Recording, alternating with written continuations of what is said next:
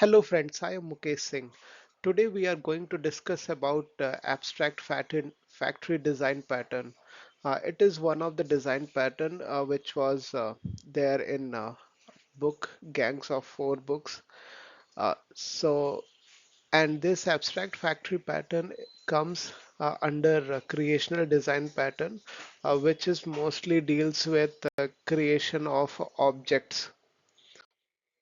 So agenda, what we'll do is we'll understand the definition and then we'll look into participants, what are the major actors onto it, and then we'll have a demo in Visual Studio and we run this program and see how the output we get. So abstract factory pattern, if we go to the definition, it comes like this. The abstract factory design pattern provides an interface for creating families of related or dependent objects without specifying their concrete classes. So what does that mean? So say you want to create products of like iPhone, MacBook, iPad. So for that you need an Apple factory, a factory which manufactures these iPhones, iPad, and MacBook. So, and once you have that factory, and that factory will take care of internally creating objects of these products. So let's see the participants. So the first participant is abstract factory. So abstract factory is like an app, it's an app, interface which will create different related products. So it can be an Apple factory or a Nokia factory or any other manufacturer's factory. So it's different. It defines as declares an interface for operations that create abstract product. So if you see, it is I abstract factory, and it had two methods: create product A, create product B, and it returns abstract product A interface and abstract product B interface. So next is concrete factory, implements the operations to create concrete products. So these are the factory which will create concrete product, and it implements I abstract factory. So concrete factory 1 implements I abstract factory, and it creates product A and product A1 and product B1. And there is another factory, concrete factory 2, it creates product A2 and product B2. So next participant is abstract product, declares an interface for a type of product object. So now what we want is we want to create product, but it should be having interface so that we can anytime replace it with different products. So I abstract product A and I abstract product B, which will create product A1, A2, and product B1, B2, which we had seen in our factory uh, this. So now the implementation of product defines a product object to be created by the corresponding concrete factory, implements abstract product interface.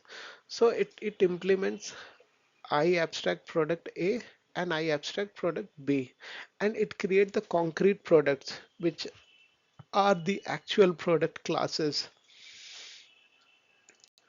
And then the next is client. Client is the actual user, we can say, where we can use this interfaces declared by abstract factory and abstract product.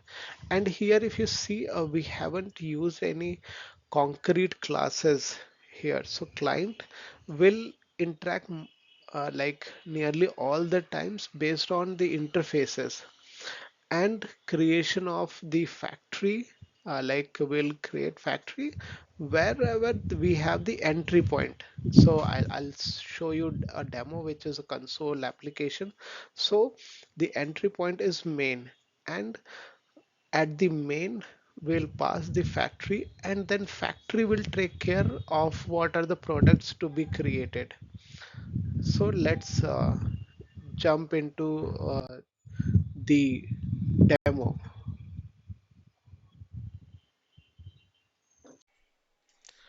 As you can see, we are here in Visual Studio, and I had created this main which will create the concrete factory 1 and concrete factory 2, and it will call client and client run. So let's debug it.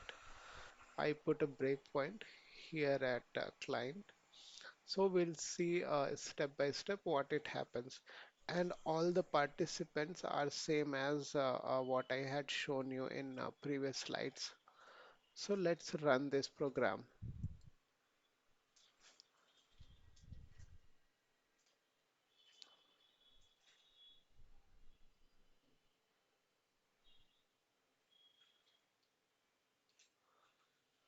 Okay, now it is running and it should hit the breakpoint.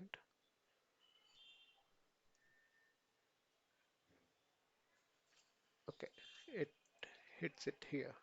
So here the factory class is created, and here it comes.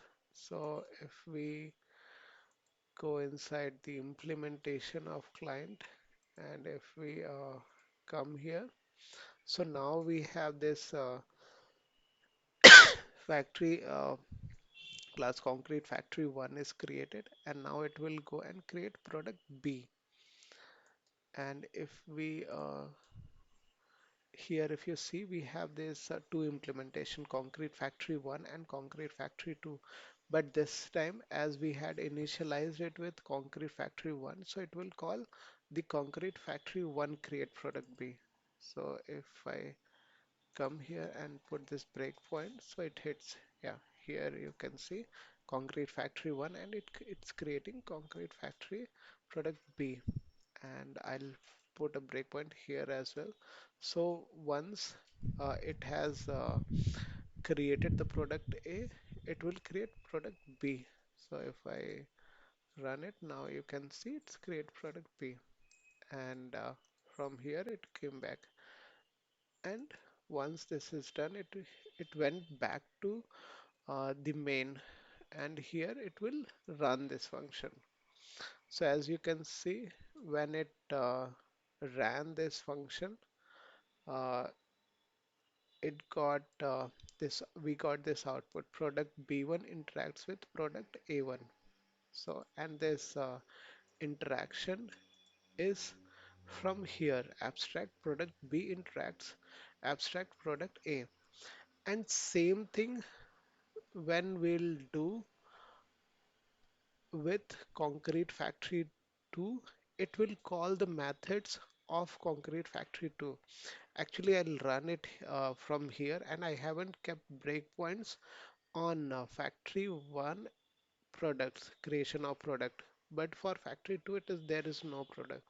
So in this case, what will happen is we'll get the output before without calling any of these breakpoints, because here it will be completely dependent on what type we create. So you see here abstract, it came, but from here it will not call any breakpoint. And if we see here, we got the output. So that's it for this abstract factory pattern. Please do like, share, and subscribe to my channel. Thank you.